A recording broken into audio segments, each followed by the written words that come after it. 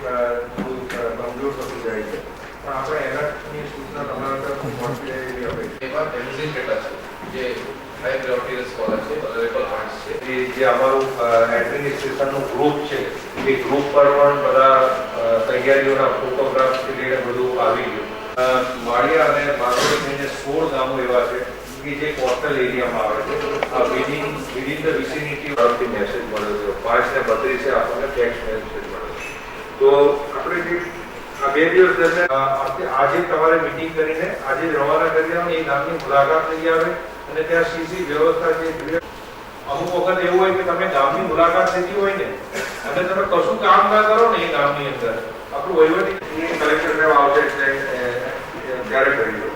તો સૌ પ્રથમ તો 26/10/2014 ના રોજ માળિયા અને બાગોડી થઈને 16 ગામો એવા છે કે જે કોસ્ટલ એરિયામાં આવે છે.